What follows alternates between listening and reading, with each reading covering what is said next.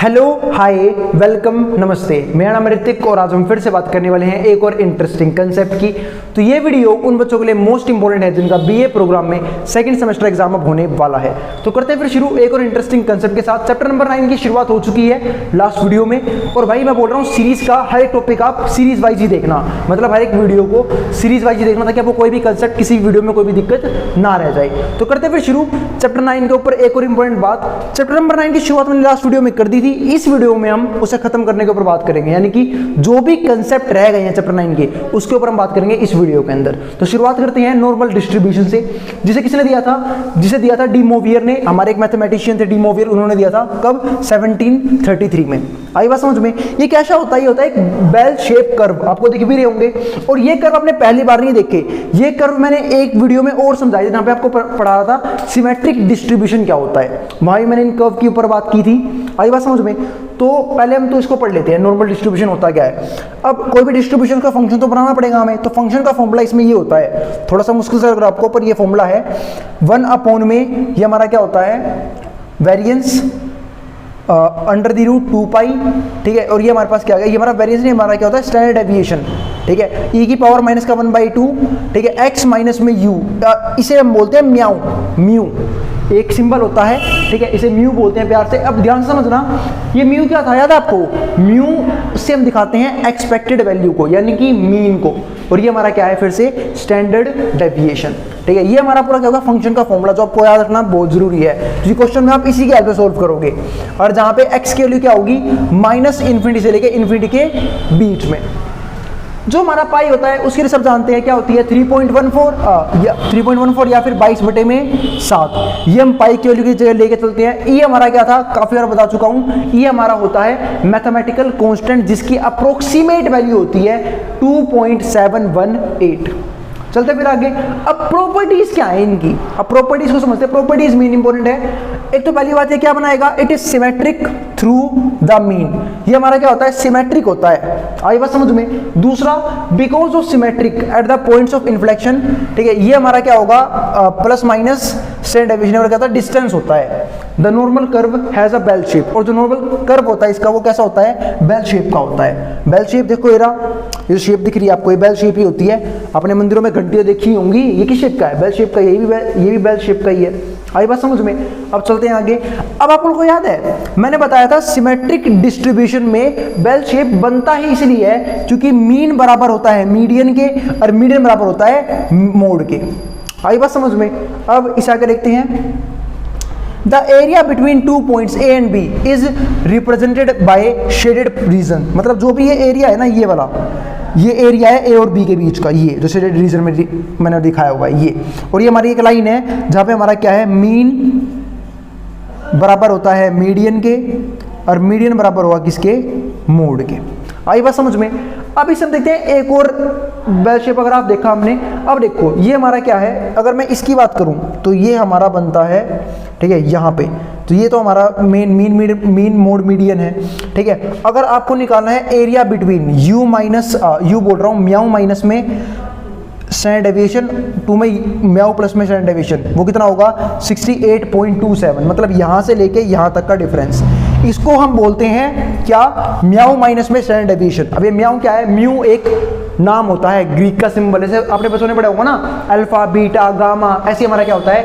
जो म्यू है वो भी एक सिंबल होता है, ठीक है। मैं म्याऊ बोल रहा हूँ, मैं ऐसे यूज कर देता हूँ इसको, ठीक है। इसे म्यू बोलते हैं, पर ध्यान रखना इस बात का, ठीक है। तो म्यू माइनस में स्टैंडर्ड डेविएशन 2 में यू प्लस में स्टैंडर्ड डेविएशन, इसका जो एरिया है वो कितना है? 68.27%। तो देखो ये एरिया आ गया 68.27। फिर यहाँ इसको हम बोलते हैं, ठीक है, क्या? म्यू माइनस में 2 लैम्डा, और इसको हम बोलेंगे म्यू प्लस में 2 लैम्डा। और जो इनके बीच का जो एरिया है वो कितना हो जाएगा हमारा? 95.44%। ऐसे ही अगर मैं इसकी बात करूं, इसको हम बोलते हैं म्यू माइनस में 3 लैम्डा, ठीक है। और इसको हम बोलते हैं म्यू प्लस में 3, मतलब यहां से लेके यहां तक का एरिया वो कितना हो जाएगा? 99.73%, ठीक है। तो ये हो गया हमारे पास एक और इंपॉर्टेंट टॉपिक जो मैं इसके बारे में पढ़ना था। इस पूरे चैप्टर में से थ्योरेटिकल पार्ट है, प्रैक्टिकल पार्ट आएगा नेक्स्ट चैप्टर से, यानी कि 10th से। और ध्यान रख लेना 10th चैप्टर से इंटीग्रेशन और डबल इंटीग्रेशन हो जाएगा। अब ये वीडियो मैं आज के लिए आखिरी वीडियो बना रहा हूँ, लेकिन कल से मेरे हिसाब से हर एक घंटे में आपकी एक वीडियो अपलोड होगी। जहाँ पे हम मोस्ट इंपॉर्टेंट क्वेश्चन को डिस्कस करेंगे, न्यूमेरिकल्स को, और जो बाकी चैप्टर रह गया उसके ऊपर ही बात करेंगे। आई बात समझ में? कल भी मेरी छुट्टी है, सैटरडे है, तो कल आराम से लगातार वीडियोस आएंगी। तो भाई ध्यान से पढ़ते रहना, लेकिन और प्रैक्टिस जरूर कर लेना, और एक बार भाई बुक जरूर खोल के पढ़ लेना अपनी, जो आपको सोल की तरफ से मिली हो। आई बात समझ में? ताकि आपके एग्जाम में कोई भी दिक्कत ना रह जाए, आपका एग्जाम अच्छे से हो जाए। और दूसरी बात, अगर आपका एग्जाम हो जाए तो भाई बता देना एग्जाम कैसा हुआ है, ठीक है। और अगर मुझसे पर्सनली कॉन्टैक्ट करना है तो भाई कोई दिक्कत नहीं है, इंस्टाग्राम का लिंक डला हुआ है चैनल के डिस्क्रिप्शन पे, आप वहां से मुझे फॉलो कर सकते हैं। आई बात समझ में? और दूसरा, आपको इस वीडियो के अलावा, मतलब जब ये सीरीज पूरी हो जाएगी, इसके अलावा जब आने वाले एग्जाम्स होंगे उसमें आपको किस टॉपिक पर वीडियो चाहिए उसके लिए आप कमेंट करते रहना। अगर जो सा टॉपिक मुझे सबसे ज़्यादा कमेंट में आएगा मैं उसके ऊपर वीडियो बनाने की पूरी कोशिश करूंगा। आई बात समझ में? तो ये हो गया हमारे पास अब तक का, लेकिन अभी जाना कहीं नहीं, अभी हम बात करेंगे एक और इंपॉर्टेंट टॉपिक की। तो पहले जिसको जो उतारना है यहाँ से वो उतार सकता है, फिर मैं बात करूंगा एक और इंटरेस्टिंग टॉपिक की। चलो फिर अब हम देखते हैं फटाफट बाकी का कंसेप्ट। तीसरे डिस्ट्रीब्यूशन पे हम पहुंच चुके हैं। तीसरे में क्या है? Standard normal distribution. अभी क्या होता है समझाता हूं आपको। स्टैंडर्ड नॉर्मल डिस्ट्रीब्यूशन क्या होता है? जहां पे हमारा ये जो जेड है वो बराबर होता है x माइनस में किसके? म्यू अपॉन में क्या होता है हमारा? Standard deviation. वी, ये हमारा क्या होता है? स्टैंडर्ड नॉर्मल डिस्ट्रीब्यूशन का क्या होता है? ये हमारा function. We obtain standard normal variable Z, हमें ये मिल जाएगा जेड दैट हैज, जब हमारा क्या हो? ये बराबर हो 0 के, एंड स्टैंडर्ड डेविएशन हमारे पास क्या हो? गिवन हो। मतलब तो हमें ये गिवन हो और स्टैंडर्ड डेविएशन भी गिवन हो, तो हम ये आराम से ये निकाल सकते हैं। एक क्वेश्चन आपको समझाऊंगा अभी। अब इसकी प्रॉपर्टी क्या होती है? इसकी प्रॉपर्टी ये होती है कि अगर आप x की वैल्यू a से लेके b के बीच में ले रहे हो, चाहे आप a को इंक्लूड कर रहे हो और b को इंक्लूड नहीं कर रहे, चाहे आप a को इंक्लूड कर रहे हो a को इंक्लूड नहीं कर रहे, b को कर रहे हो, चाहे आप दोनों को इंक्लूड कर रहे हो, ये सारी बातें हमारी क्या होती हैं? इक्वल ही होती हैं, इससे कोई फर्क नहीं पड़ता। इसका मतलब साफ सीधी बात ही है भाई, यहाँ पे ए और बी है, कोई फर्क नहीं पड़ता कि चाहे तुम ए और बी लो, चाहे मत लो, चाहे दोनों में से एक लो, चाहे दोनों ही मत लो, कोई फर्क नहीं पड़ता। ये बात ही हमारी क्या होती है? पहली प्रॉपर्टी किसकी? स्टैंडर्ड नॉर्मल डिस्ट्रीब्यूशन की। अब दूसरी प्रॉपर्टी कौन सी आती है? In standard normal curve area at the right and left, और जो एरिया है वो ऐसे आएगा, तो एरिया ऑफ 0 इज 0.5। ये हमारी क्या है? दूसरी प्रॉपर्टी, ठीक है, जिसमें हमारा क्या होता है? प्रोबेबिलिटी माइनस सी से बड़ा होगा जेड, और जेड से बड़ा कौन होगा? 0। और यहाँ पे क्या होगा दूसरी केस में कि जेड जो होगा 0 से बड़ा होगा, और फिर जो सी है वो हमारा जेड से ही बड़ा होगा। मतलब ये केस और ये इसका अपोजिट केस दोनों क्या होंगे? इक्वल होंगे। एक क्वेश्चन करते हैं, आपको बेटर तरीके से समझ में आएगा इस क्वेश्चन से। उसने बोला क्या है? If x is normally distributed with mean, अगर x जो है हमारा वो नॉर्मली डिस्ट्रीब्यूट किया गया है इस मीन में, मीन हमारा पास क्या है? ये रहा, बराबर है 30 के, और जो हमारा वेरिएंस है, वेरिएंस कितना है? ठीक है, जो हमारा वेरिएंस है हमारा ये पास, वेरिएंस नहीं है ये, हाँ ये वेरिएंस हमारे पास 16 है। फाइंड द, हमें ये निकालना है। एक तो पहले केस में प्रोबेबिलिटी जब x 15 से ज़्यादा हो, अब x 15 से फालतू हो तो x को बिल्कुल 15 के बराबर ही लेंगे। तो देखो हम फॉर्मूला कौन सा लगाएंगे? z बराबर है, ठीक है, x, आज मार करो क्या हो गया, x माइनस में u, और यहाँ पे क्या है हमारे पास? Standard deviation. अब x कितना है? 15 ही ले लो, माइनस में हमारे पास म्याऊ, यानी कि म्यू कितना हमारे पास? म्यू गिवन है क्या? बिल्कुल 30 गिवन है, और अपॉन में क्या आएगा हमारे पास? हमें चाहिए स्टैंडर्ड डेविएशन। हमारे पास वेरिएंस है, क्या मैं यहाँ से स्टैंडर्ड डेविएशन नहीं निकाल सकता? आराम से निकाल दूंगा। स्क्वायर वहाँ जाए क्या हो जाएगा? अंडर दी रूट, और रूट 16 के लिए कितनी होती है? 4। चलो ये भी ठीक हो गया, मार्कर भी। तो यहाँ पे कितना आ जाएगा? 4। तो 15 बटे में 30, 15 माइनस 30 अपॉन में 4। अब 15 में 30 गए तो कितना बच गया? माइनस का 15/4, ये आंसर आ गया। बस पॉइंटों में सोल्व करना है, पॉइंटों में सोल्व कर लो। तो 12 आएगा तुम्हारा 3 पे, क्योंकि 15 तो होता नहीं 5 के पहाड़े, 12 आएगा 3 पे, 3 बच गया रिमाइंडर। 0 लोगे तो पॉइंट लगाना पड़ेगा, 30 नहीं आएगा, 28 आएगा 7 पे, 2 लोगे 0 लगाओगे फिर पॉइंट है ही, तो कितना आ जाएगा? -3.75। उम्मीद है आपको डिवाइड करना भी आता ही होगा। सेकंड पार्ट देखते हैं। अब जो हमारा उसने बोला प्रोबेबिलिटी डिस्ट्रीब्यूशन वो 10 से लेके 25 के बीच में है, यानी कि 10 से लेके 25 के बीच में है, तो वो 10 पे निकाल दो। तो 10 पे x की जगह कितना आ जाएगा? 10। सेकंड पार्ट कर रहा हूँ, 10 माइनस में म्यू की वैल्यू कितनी है? 30, और अपॉन में क्या है हमारे पास?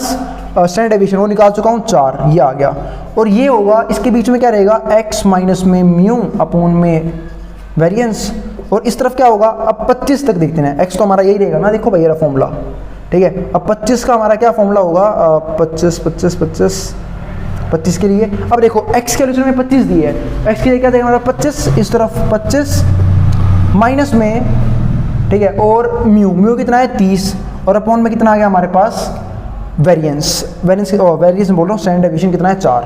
सोल्व करोगे 10 में से 30 के -20, -20 बटे में 4 कितना आ गया 5। अब यहाँ पे क्या है हमारे पास, जो है वो रहने दो यूं का यूं फॉर्मूला, और ये 25 में 30 गए, कितना बच गया -5 बटे में 4, यानी कि माइनस का 1.25। ये आ गया हमारा इसका आंसर। थर्ड पार्ट ऐसे ही आप x की जगह पे 12 रख देना, ऐसे ही यहाँ पे रख दोगे 36, आपका इसका भी आंसर आ जाएगा। तो ये था हमारे पास एक और डिस्ट्रीब्यूशन, का नाम क्या है, स्टैंडर्ड नॉर्मल डिस्ट्रीब्यूशन। ये थोड़ा सा थ्योरेटिकल पार्ट चल रहा है, न्यूमेरिकल कम है, लेकिन अगले चैप्टर से हमारा इंटीग्रेशन शुरू हो जाएगा, जिसकी वीडियो मैं कल से डालना शुरू कर दूंगा।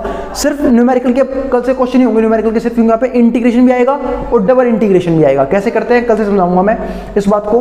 अब यहाँ पे देखते हैं लास्ट टॉपिक लेते हैं इसका, जो कि ऑलरेडी हो चुका है हमारा। अब इसे सबको पता है, इसे हम क्या बोलते हैं, बेल शेप कर्व, इसको हम बोलते हैं ना। और ये कब बनता है, जब mean equals to median equals to mode हो, यानी कि मीन मोड मीडियन तीनों क्या हो बराबर हो, तो हमारा क्या बनता है, ये वाला केस बनता है। ये मैंने कब समझाया था, जब मैंने आपको समझाया था स्क्यूनेस, याद होगा आप लोगों को, ठीक है। और ऐसे ही इसको हम क्या बोलते हैं, इसको हम बोलते हैं पॉजिटिवली स्क्यूड, याद होगा, इसे हम क्या बोलते हैं, पॉजिटिवली स्क्यूड। जो कब बनता है, जब मीन बराबर हो, मीन बड़ा हो मीडियन से और मीडियन बड़ा हो मोड से। और इसे हम बोलते हैं नेगेटिवली स्क्यूड। ये कब बनता है, जब मीन छोटा हो मीडियन से और मीडियन छोटा हो किससे, मोड से, मतलब बिल्कुल इसका उल्टा। इसे हम बोलते हैं पॉजिटिवली स्क्यूड, इसे बोलते हैं नेगेटिवली स्क्यूड। इसके ऊपर वीडियो बनाई थी मैंने जब मैंने स्क्यूनेस करवाया था। अब चलते हैं लास्ट टॉपिक यानी कि कार्टोसिस पे। अब इसमें हमारे 3 तरह के कार्टोसिस होते हैं। एक होता है लेप्टोकोर्टिक, ये कब बनता है, जब भाई सबसे बड़ा पीक बने, मतलब सबसे बड़ा हमारा क्या बने, टॉप बने, पीक बने। एक होता है प्लेट, इसे बोलते हैं प्लेटी कर्टिक, ये क्रोटिक। अब इसे हम क्या बोल लेंगे, ये हमारा कब बनेगा उसको मैं समझा देता हूँ। जब ये हमारा मिड शेप का बने, मिड शेप का बोल रहा हूँ, बिल्कुल नीचे बने, ये बिल्कुल लोएस्ट शेप का बने, बिल्कुल यूं चिपका हुआ, एक तरह से बिल्कुल फ्लैट बने, तब हमारा क्या बनेगा, वो प्लेटिकोटिक। और एक बनेगा हमारा मेसोकोटिक। ये कब बनेगा, जब मिड साइज की पीक हो, यानी कि जो पीक हो किस साइज की हो, मिड साइज की हो, तो हमारी क्या बनेगा, मेसोकोटिक। तो ये हमारे सारे क्या थे, कार्टोसिस के टॉपिक, ठीक है। तो कार्टोसिस बस 3 तरह के होते हैं, एक ये, एक ये, एक ये, और तीनों हमारे डिस्ट्रीब्यूशन भी खत्म हो गए हैं। इसके साथ ही हमारा इसका न्यूमेरिकल भी खत्म हो गया। और भाई थर्ड पार्ट कर लेना इसका, आराम से कर लोगे यार, करके दिखाऊंगा भी। ये भी देखो, यहाँ 12 पुट कर दो, कहाँ पे 12 पुट कर दोगे, फॉर्मूले के अंदर, x की जगह 12 माइनस में म्यू, वो तो फिक्स है 30 ही रहेगा, और डिवाइड पे कितना हमने निकाला था अपना 4, वो क्या था, स्टैंडर्ड डेविएशन, और बीच में यही रहेगा x माइनस में m अपॉन में स्टैंडर्ड डेविएशन, और यहाँ पे हो जाएगा 30 से 36 के बीच में, तो 36 माइनस में कितना हो जाएगा 30, और अपॉन में क्या जाएगा फिर से 4। तो जो सोल्व करूंगा तो 12 में से 30 के माइनस का 28, माइनस 28 बटे में 4 माइनस 7, और यहाँ पे रहेगा x माइनस में m अपॉन में ये, और 36 में 30 के 6 बटे में 4 2/3 आ गया आंसर, ये रहा। तो ये थे हमारे तीनों केस न्यूमेरिकल के, जो हमने किए किसके, स्टैंडर्ड नॉर्मल डिस्ट्रीब्यूशन के। आई बात समझ में। तो ये हमारे कुछ डिस्ट्रीब्यूशन थे कंटिन्यूअस के लिए, और जो हमारा 8 चैप्टर था वहाँ मैंने पढ़ा था किसके लिए, डिस्क्रीट के लिए। तो डिस्क्रीट भी खत्म हो गया और कंटिन्यूअस भी खत्म हो गया है, ठीक है। कल से हम किसी और टॉपिक की बात करेंगे, ठीक है। मिलते हैं फिर अगली वीडियो में। जिसको जो उतारना है, स्क्रीनशॉट लेना, वो ले सकता है, मैं हट रहा हूँ बोर्ड के सामने से।